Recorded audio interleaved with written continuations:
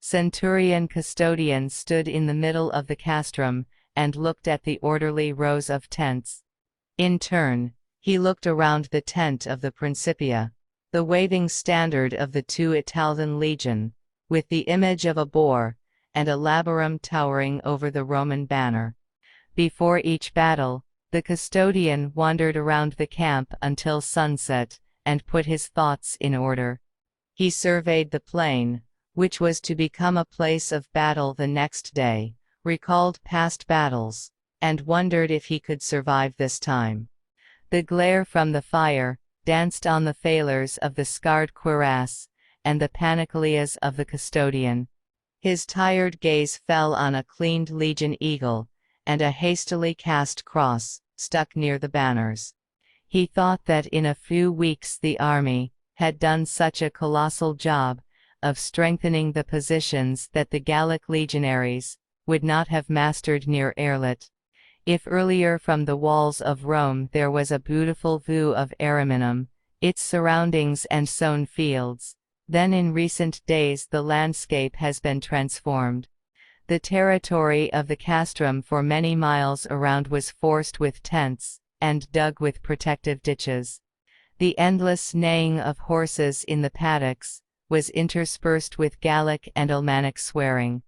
Now every morning the inhabitants of Rome woke up to the sound of a bugle, the march of legionaries, and the trampling of equites along the fortress walls. Custodian adjusted the scabbard on his belt, and wandered towards the Praetoria, which was installed on the highway. When the illustrious commander approached, the legionaries stood up and bowed. The primipal in the army was respected more than the most experienced legate. But the custodian did not notice the soldiers, because his head was occupied with a single thought. He could explain any war, but not a civil one. It's not the first time the Romans have come to kill the Romans. You don't need to be a wise man to understand the course of events. Augustus Constantine led an army to force the usurper, Augustus Maxentius, to surrender the city and take off the porphyry. As expected, the usurper voluntarily refused to remove the royal regalia. Constantine accused Maxentius of mismanaging the western part of the vast empire assigned to him and usurping power, which was the poor truth. Under this pretext, Constantine marched from the Gallic prefecture to pacify Western Augustus. In the spring of 312 AD, Constantine called an army consisting of Gauls, Britons, Germans and regulars under the banner. Service in the legions was considered prestigious among barbarians, so even the highest posts were now occupied by people from the Gallic provinces. The motley army under the control of Constantine finally turned into a semi-civilian one. So it began even under his father Constans Chlorine. Constantine confidently walked towards his intended goal. His army marched towards Rome. Drums beat, trumpets dispersed the silence of the Alps. The plebs watched the majestic picture, not knowing that there were barely 50,000 soldiers in the army of Constantine, while Maxentius had almost 100,000 troops. In addition, strong walls, cellars full of food, and endless grain bins allowed Rome to withstand a long siege. Weak-willed and inexperienced in the military craft, Maxentius counted on a numerical advantage, an advantageous strategic position, and strong walls of Rome. And almost 24 legions, most of which consisted of Praetorian cohorts and heavily armed cataphracts, are not easy to overcome. However, the fears of advisors and generals on the issue of overthrowing the enemy did not worry Constantine much.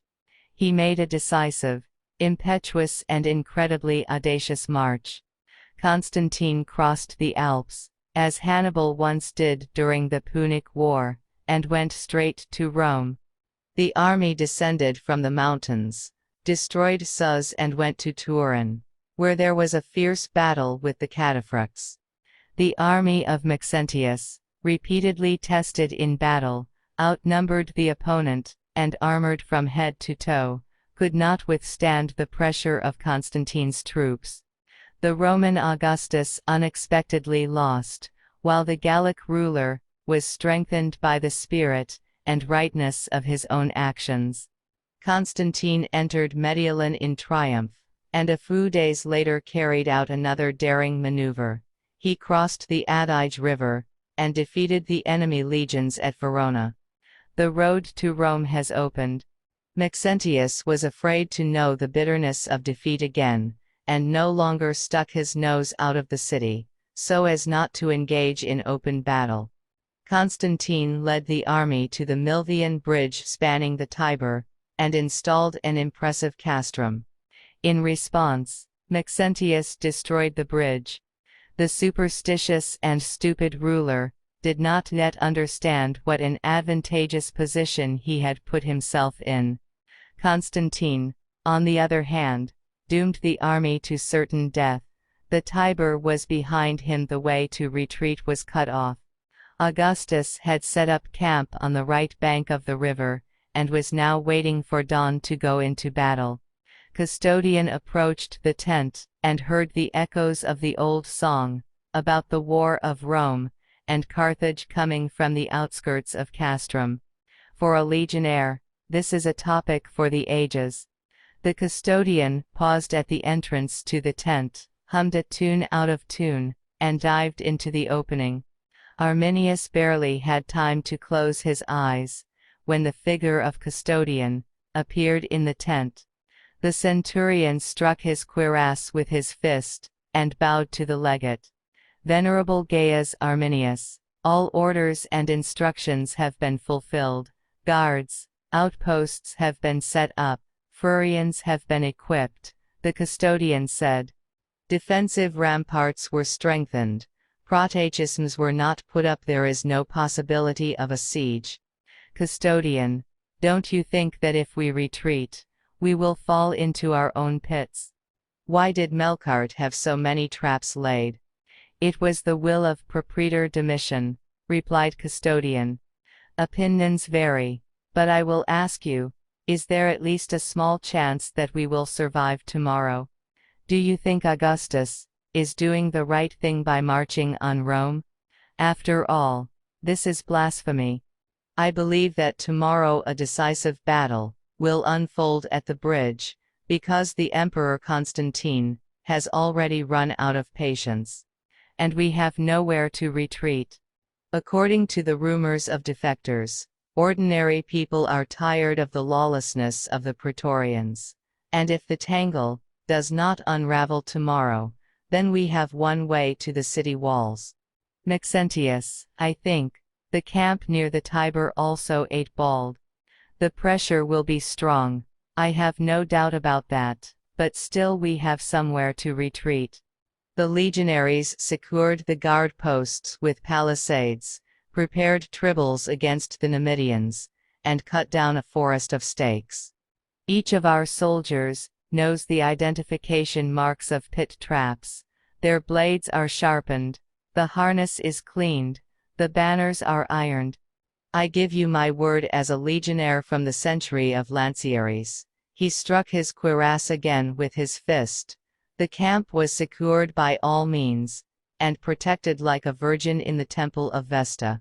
In case of retreat, the enemy cataphracts and Numidian cavalry will get stuck, but the task of the offensive is not my concern. For these thoughts, there are bright heads of the tribunes. You are allowed liberties, unlike your colleagues. You have already proved yourself, so you still need to think. Custodian did not answer, paused for a minute and said, "Will you let me go?" The legate nodded. The centurion saluted, and left the tent. He went to his tent, but military duty took him in the other direction. As soon as he passed the principium of the propraetor, he was hailed. "Hey, custodian, sit with us." The voice belonged to Philip's brother. He was in charge of the sentry at the other end of the legion. "I'll check the guard posts, and come right away," shouted the custodian in response. He decided that he could do without another meticulous check. He had just gone to the legate's tent after his evening rounds. The centurion looked at all the directions that did not cover the tents of the warriors, and made sure that the guard posts and signal fires were fully ready. The scouts from the city no longer bothered with sorties into the camp. After the three were strung up at the gates of Ariminum, Custodian returned to Philip.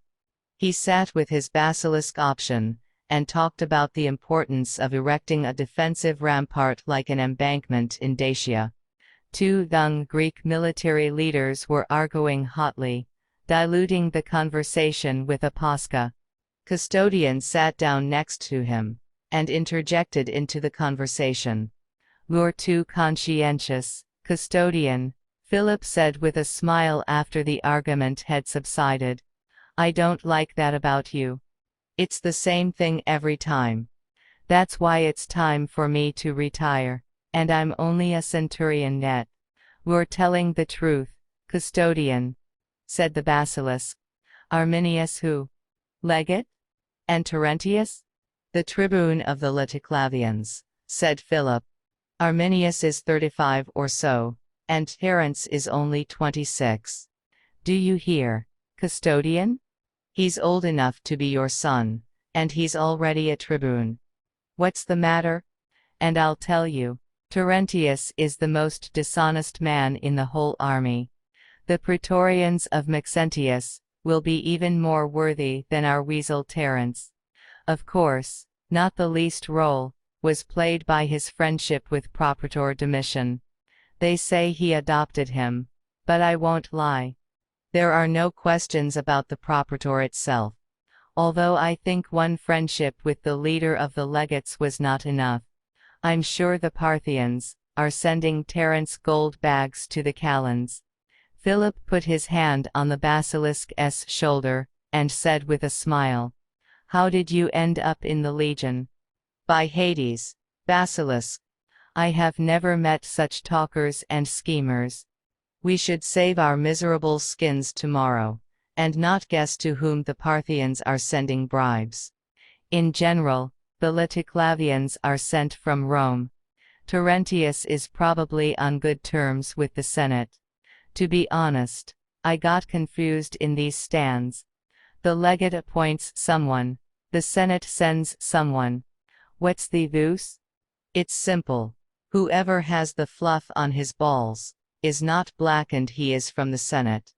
We should not care who gets the titles and how. Let the politicians deal with power.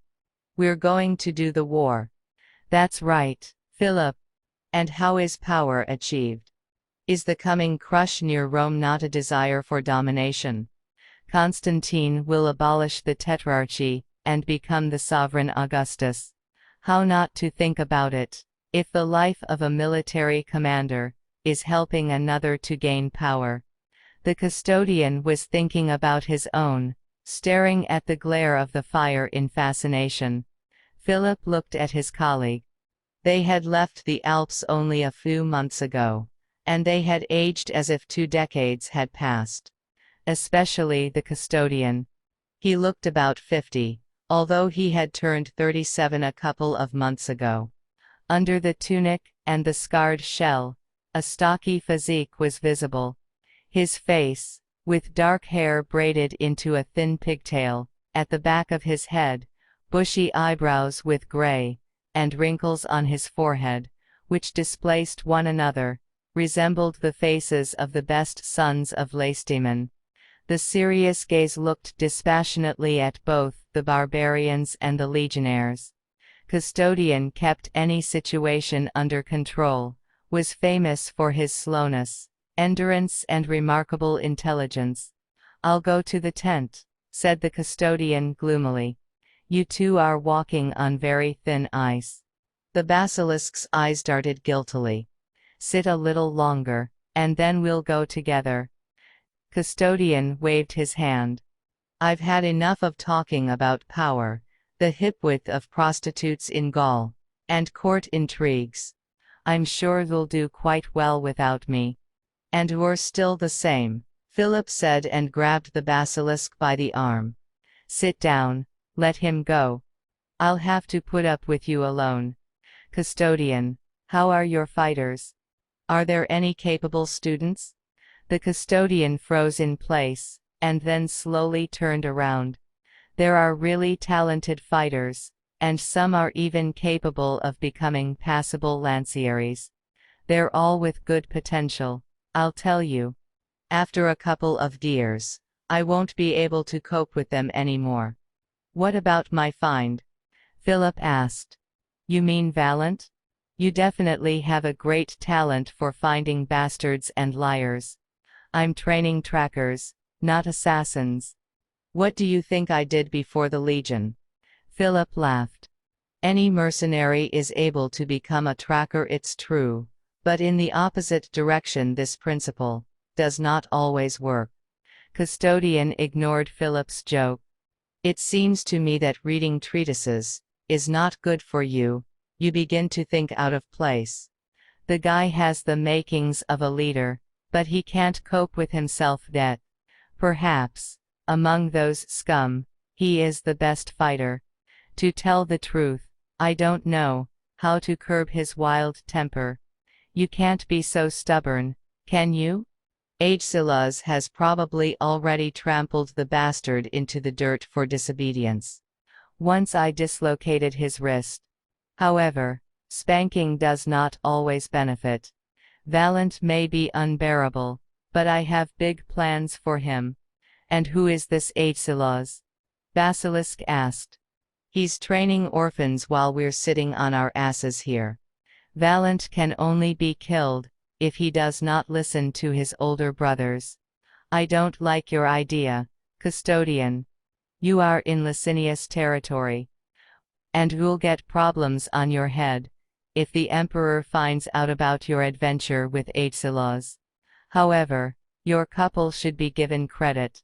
Your grip, my brothers, is far from Spartan. In one hand is a shield, in the other a stylus with coins. You turn things around, you educate gladiators. Lannister rested in peace, Aeschylus and I were on the pickup. Do not waste the good. It's even worse if Propraetor Domitian finds out. You know how much he dislikes you. In a month or two the Legion will be disbanded, and where will you go with a pack of gladiators? And if they send us to Gaul? To Gaul and will be sent, I believe. Time will show. To make plans to make the gods laugh. A mere centurion will not be allowed to roam the Gaulish countryside, Philip said. The Spartans, it turns out, are still those liars. I'm serious. If you personally wish to give me a tribune, I will refuse. I will give it back to you. Very funny, custodian. You know me. See you at dawn.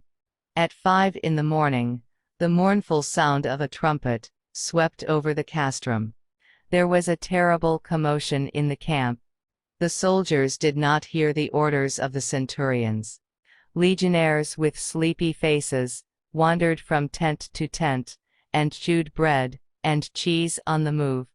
Stormy conversations, shouts and searches for lost comrades were heard everywhere. After another hour, the climb turned into a real bacchanal. To remedy the situation, the centurions took out sticks and began to urge the legionaries. Custodian came out of the tent in full attire, holding his helmet under his arm. He found Philip at the basilisk tent. He lectured the legionnaires with the passion inherent in the Greeks. You should have done it yesterday. You have half an hour to put the drawing on the shields. Look at the others. He waved his hand around him. All the troops carried out Augustus' order, except you. What are you doing, Macedonian? Custodian asked, approaching Philip. Did the youngsters get into trouble again in the guard? You know yourself, you can't get off for leaving the post with one conversation. And as for these green fellows, they do not sharpen the gladius, but hide under their mother's dress. They didn't follow Domitian's orders. That's all. After all, whose order is this? August or Propraetora? I can't know, but they say that on the first shield the Dominus drew the carpenter's symbol with his own hand. I don't care what's on my shield. Yes, at least let the court scribe operate so long as my comrade does not lose his strength. Philip tapped on the shield. The custodian frowned.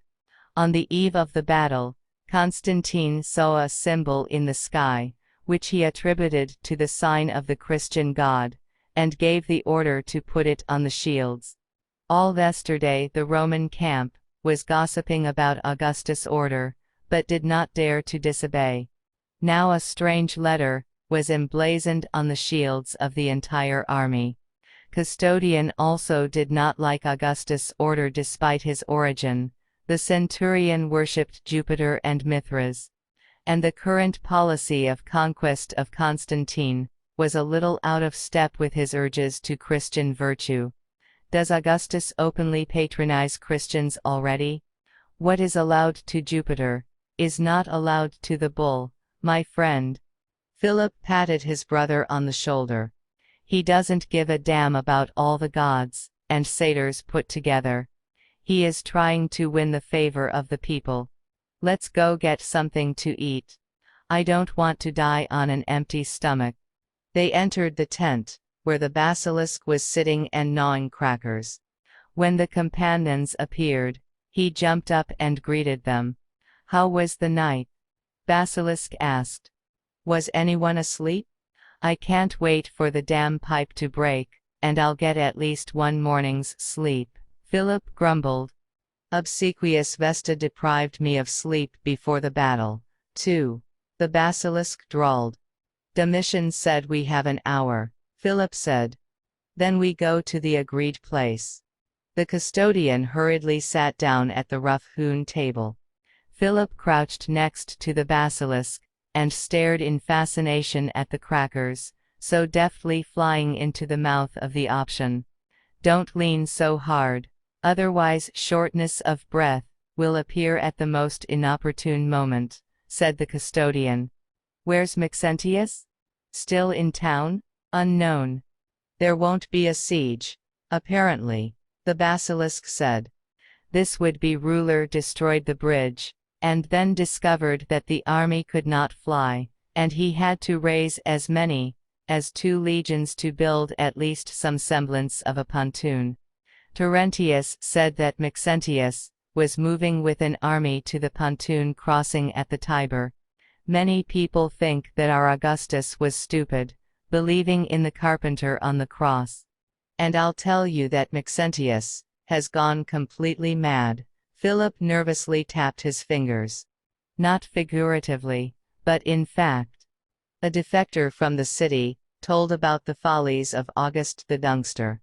He said that he guesses on sheep's entrails, rips open the bellies of pregnant women, studies the auspices of priests, and engages in other heresy.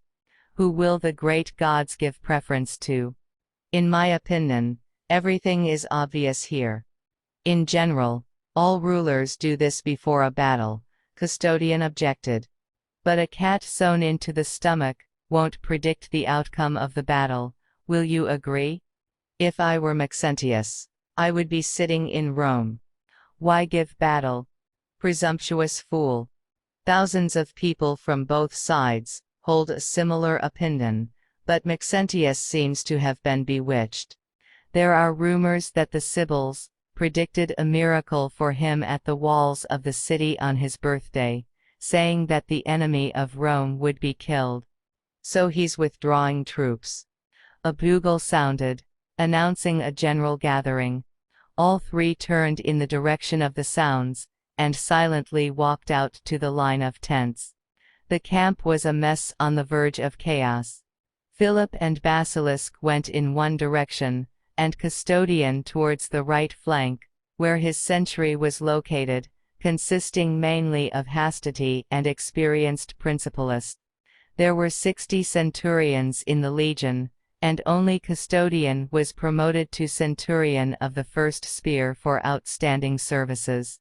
Philip, along with Basilisk, were in the 9 cohort with the rank of junior centurion and option. Custodian looked after his comrades, not knowing if he would see them again, and hurried to the regulars of his century. He was a little shivery. He did not count how many battles he had participated in, but he knew that such an incomprehensible state comes before every battle. It lasted until the centurion faced the enemy in hand-to-hand combat. Custodian has long studied the habits of fighters from all parts of the empire. The Gauls and the Alemanni fought fiercely until their last breath.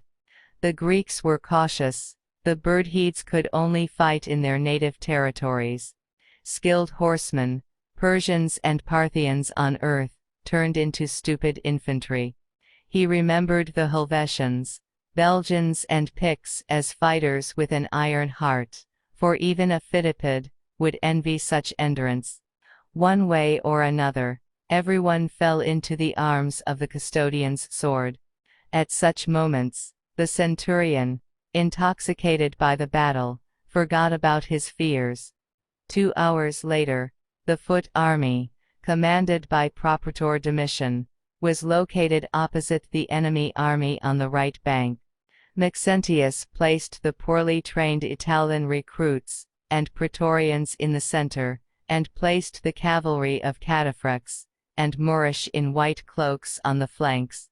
By order of Constantine, the army was divided into 3 lines, and he himself led the cavalry of his beloved 2 Italian legion, which mainly consisted of fearless Thracians and Dacians. Instead of the usual formation behind, the triarii were positioned in front, which broke the basic canon of the legion.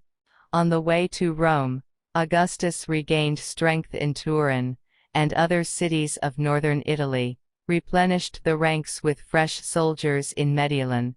Not only Constantine believed that Maxentius ruled the country badly. Many Italians despised Maxentius and sympathized with Constantine, seeing in him the real Augustus of Rome. But still, the number of fighters on the part of Maxentius significantly exceeded the number of soldiers of Constantine. Near Constantine was his combat colleague Tycho. Until now, fate has not separated them. They were brought up together at the Nicomedia school at the court of Diocletian, the former Roman emperor. They often clashed until Constantine literally tore out the rank of Augustus with his teeth. After all, Tycho was also suitable for the role of a soldier emperor. He came from the Gallo-Alemanni from the distant borders of Gaul, and was reputed to be the best rider in the whole West. Tycho was famous for his stubbornness, short temper and incredible self-esteem. Now he was looking anxiously at the Tsar, and trying to reason with him. At least let me lead your cavalry. If you die, what will become of us? So that it turns out like Neuralesia? August slowly turned to him. If you are the initiator, and the chief strategist, this does not mean that your ideas are the only true ones. Tycho snorted. He could only tolerate reproaches from Augustus. An impressive detachment of horsemen separated from Maxentius' army. Constantine waited until the last moment. The Mauritanians had already scored a good move, and tried to break through 3 even boxes of hastets. Finally, Augustus found Tubicin among the endless rows of helmets, and nodded to him. The rolling signal of the tube rang, and the first sentries moved forward. You can change your habit, and not go around, Constantine told his colleague. Let's hit together, since you're so worried about me. An experienced commander always expects a trick from the flank, Tycho supported. I'm with you, my friend. Constantine's cavalry raised clouds of dust, exchanging a couple of stadia. In a ruthless battle, she faced the African cavalry. Augustus fearlessly speared the dark-skinned horsemen, and shouted to his cavalrymen to hold the formation. The Moorish cavalry was maneuverable, but not as skillful as their Parthian counterparts, who kept somewhat behind. The assertiveness of the hardy Gallic horses in the cavalry of Constantine made itself felt after a short time. The equites completely crushed the left flank of the cataphractories, and practically destroyed the Moorish cavalry, pushing them into the Tiber. The Parthian cavalrymen could not withstand the pressure, and turned into a disorderly flight. However, Tycho and the king got bogged down in an altercation for a long time. The Mauritanians were divided in their ardent desire to hit the sparkling helmet of Augustus, therefore they even managed to push the equites by half a stage. As soon as their leader was knocked out of the saddle, the initiative passed to Constantine.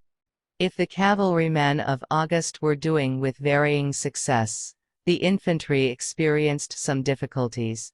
At a signal from the legate, the centurion of the Lancieri stepped forward. Custodian, hearing Con's signal, led the sentry to the front troops of Maxentius. The Italian recruits fought and attacked at random, while the Praetorians offered decent resistance. If the cavalry, led by Constantine, simply trampled the enemy, then the custodian once again learned all the cruelty of close combat. Shouts and an impenetrable crush of spears, and heavy imperial shields. Screams, swearing and shouts in different languages, accompanied by unrestrained anger, pressed from all sides. The clang of iron, and the frantic screams of dying people filled my ears. Blood was pouring everywhere, turning the dry ground into a sliding mess. The hastati pushed the Praetorians of Maxentius with heavy shields, smashed them with pilums, and tried to shift them to the Tiber. A few minutes later, the first layer of bodies appeared on the ground, on which the rest trampled. The river bank was littered with hundreds of bodies, fragments of shields, spears and severed limbs. The Tiber was filled up with the corpses of people and horses, which created a huge dam. The heartrending screams of soldiers trying to stay afloat could be heard. They were sinking under the weight of their armor. Hold the formation. Do not break the box. Tubicins, trumpet the offensive.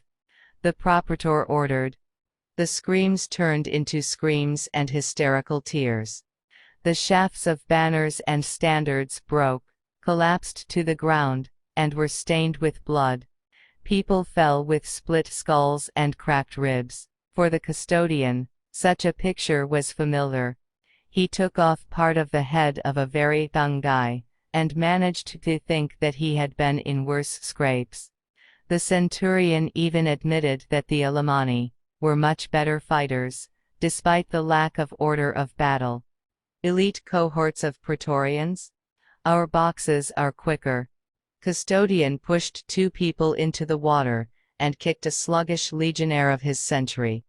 The centurion managed not only to strike enemies, but also to beat particularly zealous lanciaries with a stick.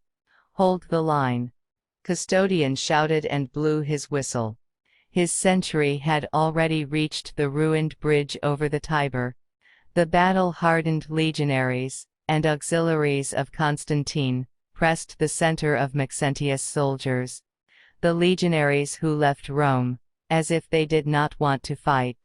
Augustus of Rome corrupted the situation in the army when he allowed the soldiers to have excess wine and women before the battle. Maxentius' legionnaires lost patience and hearing, because they were already misinterpreting the battle signals. Unable to withstand such a powerful pressure, whole detachments rushed into a stampede. They retreated to the fortress walls of the city, and waved to the auxiliary cohorts, urging them to flee. Those who surrendered were pardoned, those who resisted were killed on the spot. Many jumped into the river, and tried to swim across it. With wet clothes and armor, it was almost impossible. The retreating drowned their own, indiscriminately moving both on the still living comrades and on the dead.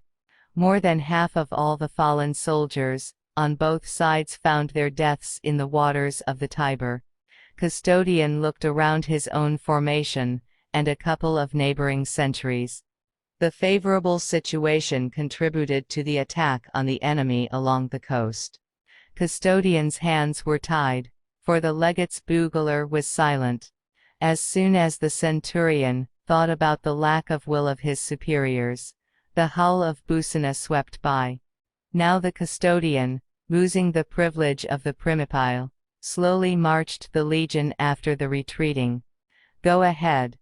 The soldiers beat on the new emblem, and shouted with such force that they were probably heard by the inhabitants of the Quirinal. Constantin went first, and did not allow the legionnaires to break formation.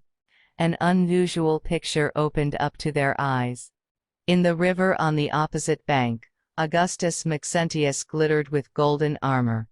With bloody fingers, he clung to the loose turf, and tried to get out of the hell of chain mail and swords. A piece of land fell off, and the new ruler of Rome collapsed into the water. He was floundering, gasping for air. "Take it while it's warm," someone in the row of Hastites shouted, noticing a valuable trophy from the shore. Soldiers from other units did not fail to take advantage of the opportunity to get rich and scattered after Maxentius. There was even a silhouette of a basilisk in the water, which somehow ended up on the right flank. Constantin's legionnaires remained in place, because in his century discipline was the basis. The Spartan looked around, and saw that in some places the enemy was actively fighting back. A dense line of praetorians fiercely resisted the lancieri. The archon Option walked behind the thinning crowd of lancieri. He tore off his voice, kicked and beat legionnaires. The custodian simply could not turn around and disrupt the formation to come to his aid. Meanwhile, several dozen soldiers unsuccessfully swam after Maxentius.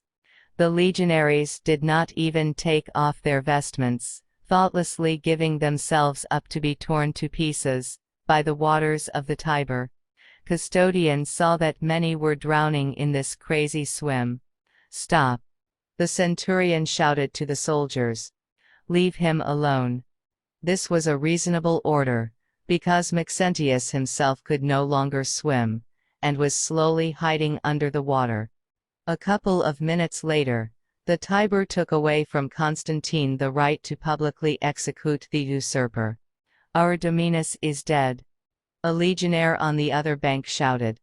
As soon as the regulars of Maxentius saw the death of their master, the flight became universal. Constantin looked around, and saw that there were no more enemies nearby. He raised his sword and shouted, "Constantine is the winner." The legionnaires supported the custodian with strong blows to the shields. Centurion Archon shouted at the top of his voice, and praised the name of Augustus. The excited inhabitants of Rome heard deafening screams, and were already preparing to meet their liberator Constantine. A miracle really happened. The enemy of Rome was defeated. The custodian wiped the bloody gladius on the tunic of the first dead man he came across, and wiped the sweat from his forehead. The soldier's welcome cry was heard. Constantin looked around, and saw the reason for the soldier's revival. August Constantine was rushing to the Milvia Bridge on a war horse. He stopped the steed, and jumped down deftly. The Tsar dressed in tight grey trousers, tucked into red boots. The body was protected by armor in the form of a scaly shell, decorated with beautiful patterns. A purple tunic protruded from under the armor, whose hem was disfigured by arrows and spear strikes.